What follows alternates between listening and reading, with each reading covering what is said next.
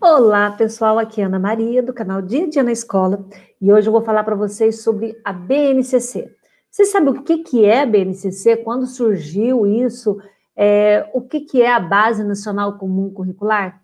Então, vou explicar tudo para vocês nesse vídeo. Fica comigo até o final, porque vai ser um vídeo bem legal, que você vai entender muita coisa, né? Pelo menos eu espero que entenda, né? Porque tem muita coisa para a gente conversar aqui hoje.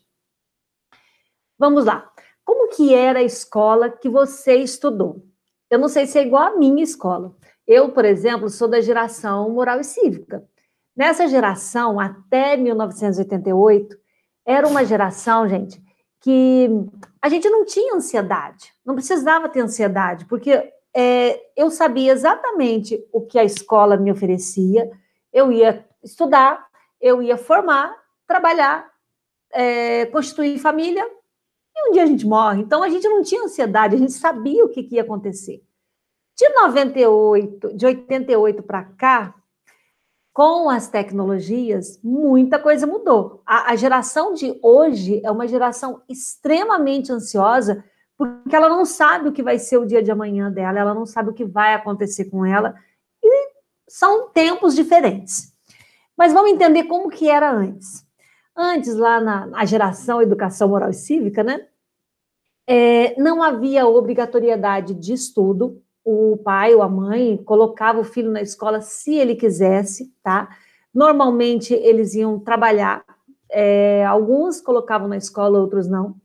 O conteúdo ele era voltado para a indústria, para a formação de operários, ou seja, o professor ensinava, despejava conteúdo, mais absoluto silêncio na sala, você absorvia conteúdos, decorava e ia produzir, e ia para a fábrica ser uma peça, uma engrenagem de todo aquele sistema.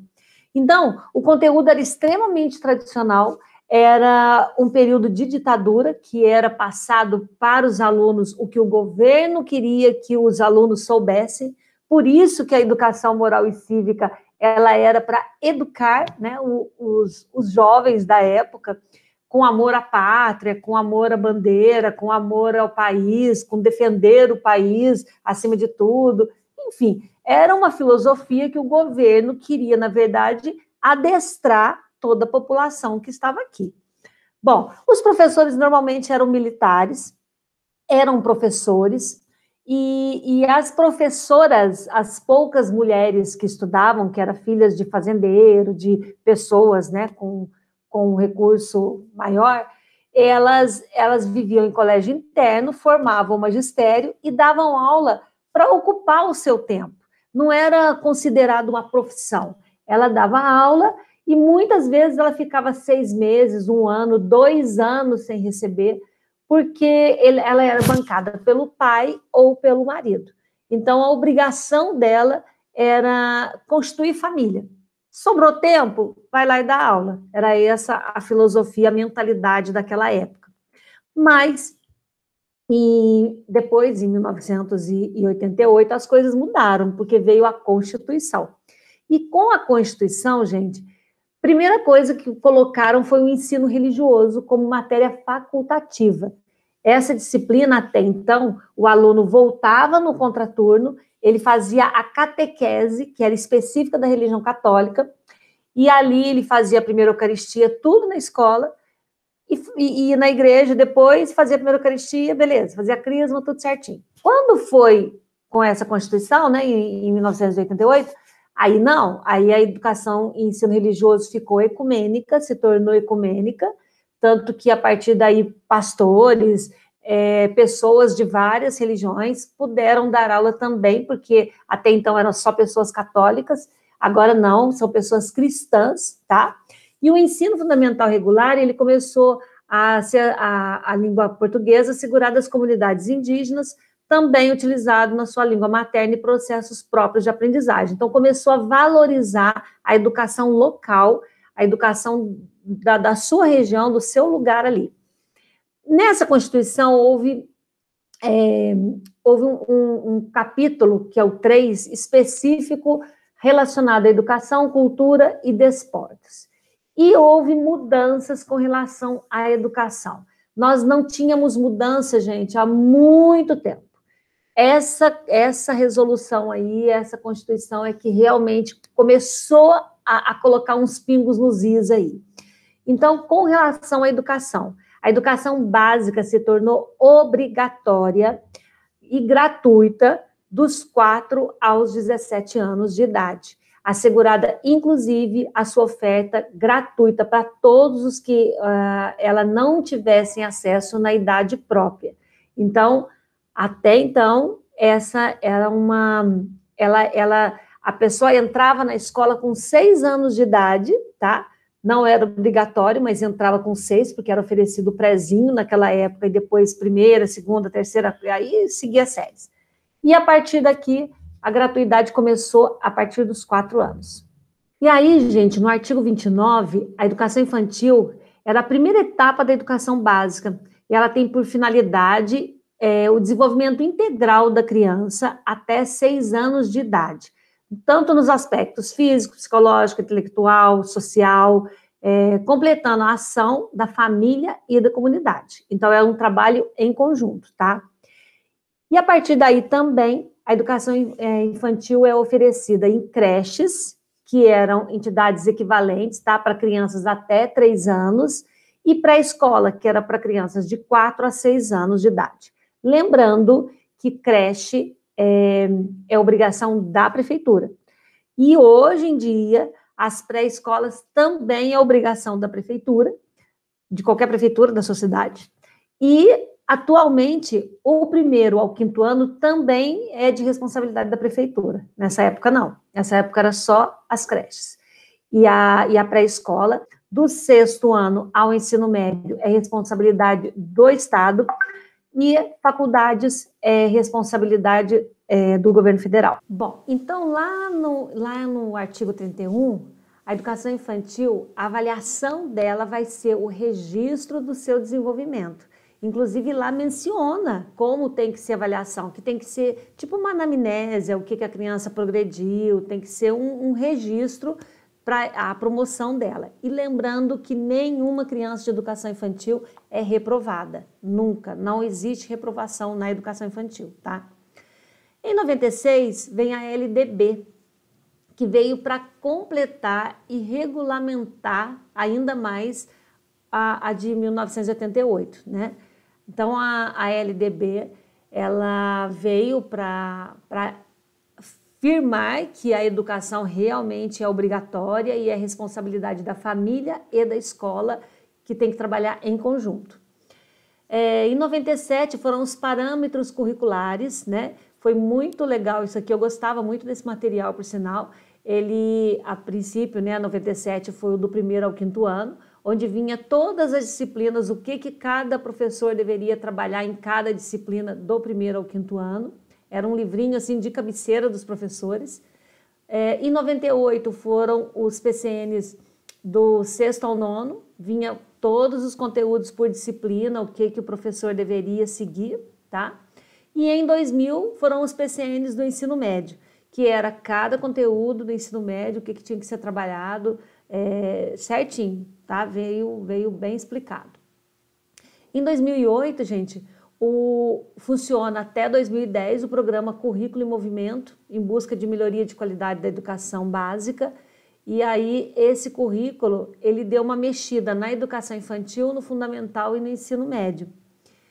E lá em 2011 saiu finalmente a legislação, né, que a educação, o ensino fundamental seria de 9 anos, seria de 9 anos. Ou seja, o nosso antigo prézinho passou a ser o 1º ano, começando a vigorar isso em 2012.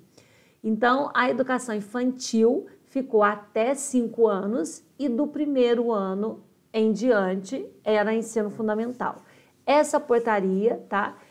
Dia 4 de julho de 2012, houve o Pacto Nacional pela Alfabetização na Idade Certa, que foi um movimento que aconteceu nessa época para que as crianças fossem alfabetizadas até o 3º ano. Então, a alfabetização inicia lá no último ano da educação infantil com 5 anos e termina no 3º ano do ensino fundamental. Todo esse todos esses anos aí, é um pacto nacional para que todas as crianças saíssem lendo do terceiro ano, tá? Vamos lá. Depois, em 2013, houve um pacto nacional de fortalecimento do ensino médio, uma revisão também dos conteúdos do ensino médio para fortalecer esse conteúdo, porque estávamos recebendo alunos com nível muito baixo no ensino médio, estava caindo muito, né, o nível dos nossos alunos, então foi feito esse pacto.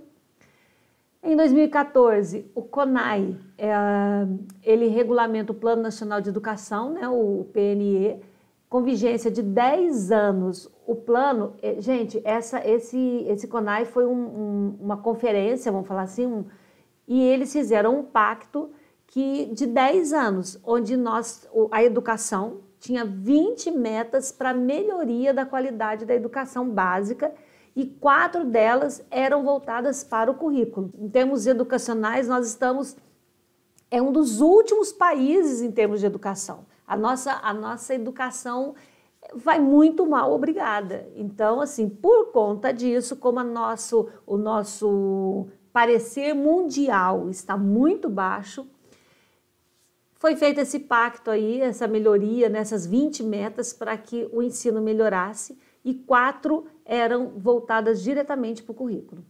Em 2015, de 2 a 15 de dezembro, houve a mobilização das escolas em todo o Brasil para discussão preliminar do BNC. Por quê? A gente tinha que mexer nesse conteúdo, né, gente? Então, já que nós estamos tão mal assim no mundo inteiro, a gente precisa dar um jeito de melhorar o nosso conteúdo aí. E aí houve reunião já mobilizando para isso. 2018 também foi que saiu finalmente aquela legislação onde a criança tem que entrar na escola fazendo 4 anos de idade até 31 de março e 6 anos até 31 de março no primeiro ano. Então, mas eu faço em abril. Ficou para o ano seguinte, gente. Lei é lei. Então, eu amei essa lei particularmente, porque até então as crianças... houve, assim, várias mudanças dessa lei, né? Houve uma época que a criança tinha que fazer aniversário até 30 de abril, 6 anos até 30 de abril, depois 6 anos até 30 de julho, depois ficou o ano inteiro até 30 de dezembro, e aí foi um estrago geral, porque aquela criança que fazia aniversário 6 anos em janeiro, estava na mesma sala que aquela criança que fazia 6 anos em dezembro, a maturidade não condizia, né? Não, coitadinho daquele de dezembro, ele era fadado ao fracasso a vida inteira, porque ele não tinha maturidade para aquela série.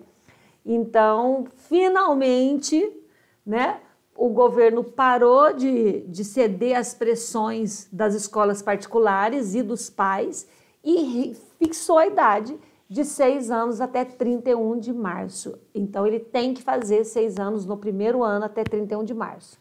Não fez? A escola pode sofrer, inclusive, um processo administrativo. Fica de olho na lei. É obrigatória a matrícula na educação infantil, obrigatório. Completando 4 anos completos até 31 de março, a criança tem que estar na escola. Obrigatório, não pode ficar fora. Tá? Olha lá, obrigatoriedade 4 a 17. E aí, gente, eu coloquei esse quadrinho aqui que eu acho bem legal para você entender que aí são as idades, tá? Até 31 de março. A escola particular, gente, usa vários nomes no decorrer do ano, né? A escola particular, ela usa vários nomes dependendo da cidade, da região, do estado. Então, aqui no caso, pequenininho, berçário ou maternal, e escolas públicas chamam creche. 2 anos, maternal, e tem escola que chama infantil 1, também creche. 3 anos, jardim 1, nível 1, infantil 2, e ainda é creche. Por quê? Porque essa turminha toda aqui, ela não é, às vezes ela não é nem separada por idade nas escolas públicas, sabe? Eles agrupam de acordo com o número de crianças, com o número de demanda. 4 anos já é exigência, aqui já é obrigatório. Então, Jardim 2, tem escola que chama nível 2, tem escola que chama infantil 3 e escola pública normalmente chama nível 2.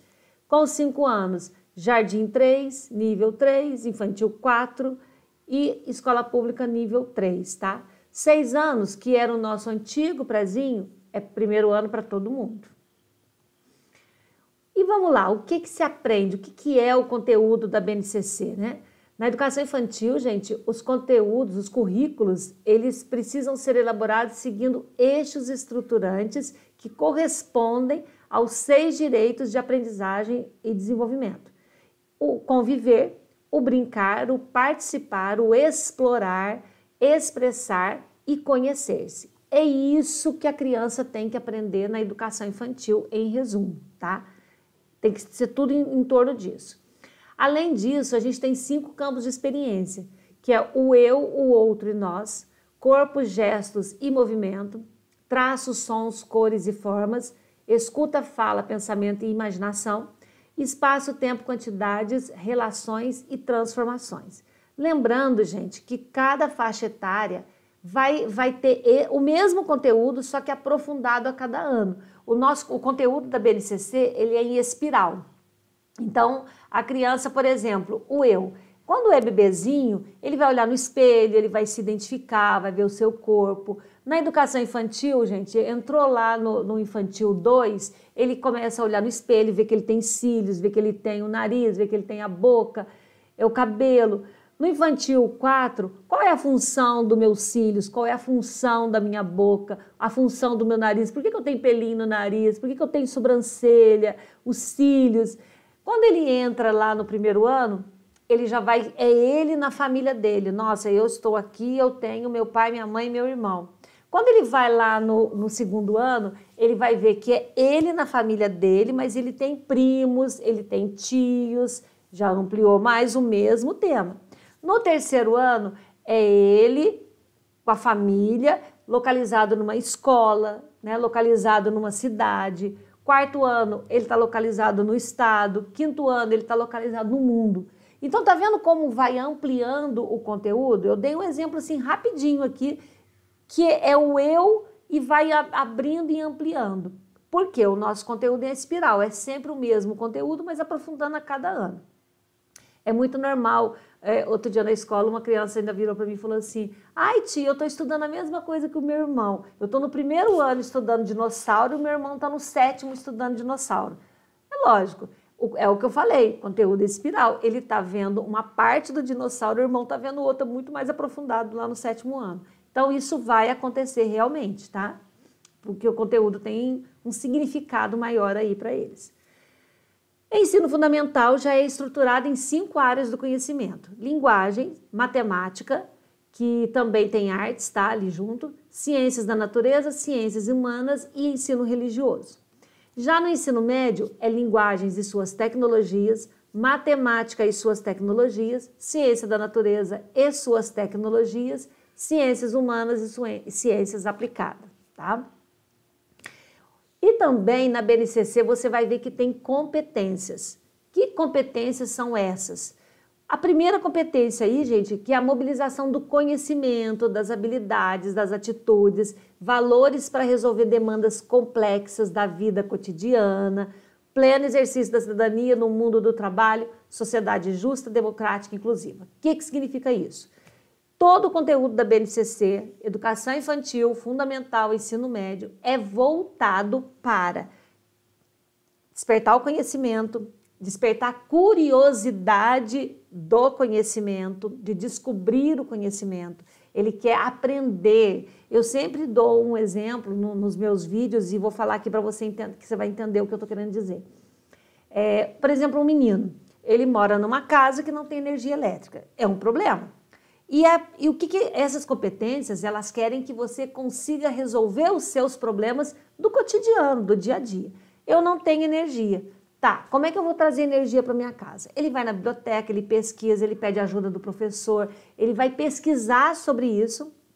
Ah, tá, consegui trazer luz para minha casa. Já que eu consegui trazer luz para minha casa, agora eu vou beneficiar a minha comunidade. Eu vou levar luz para o meu vizinho, eu vou colocar luz na rua. Então, é ele sendo proativo, é ele colocando as habilidades, resolvendo problemas em prol dele, em prol de todo mundo, de toda uma comunidade. Então, a BNCC, ela está preocupada com isso agora. Ele não é mais aquele lá tradicional, aquele conteúdo tradicional que o professor sabia tudo e despejava no aluno. De jeito nenhum. O professor agora ele tem que ser mediador, ele tem que orientar. Ah, sua casa não tem energia? Opa, peraí, então vamos tentar achar uma solução para o seu problema, vamos fazer uma pesquisa aqui, vamos sabe? É orientar o aluno, não é mais despejar o conteúdo. Então as aulas têm que ser muito mais dinâmicas, muito mais no concreto, muito mais significativas.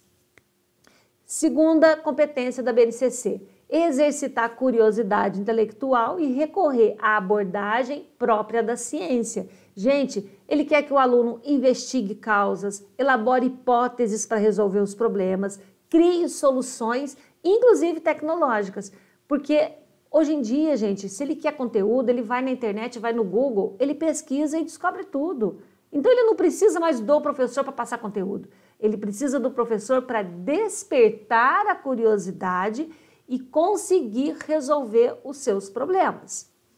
O que são, então, competências? Outro terceiro item. Exercitar empatia, o diálogo, a resolução de conflitos e a cooperação, se fazendo respeitar e promovendo respeito ao outro, valorizar a diversidade do indivíduo e grupos sociais sem preconceito. Ou seja, eu trouxe energia para minha casa e tenho empatia com meu vizinho que não tem energia, levo energia para ele também, e coloco energia na rua para toda a comunidade.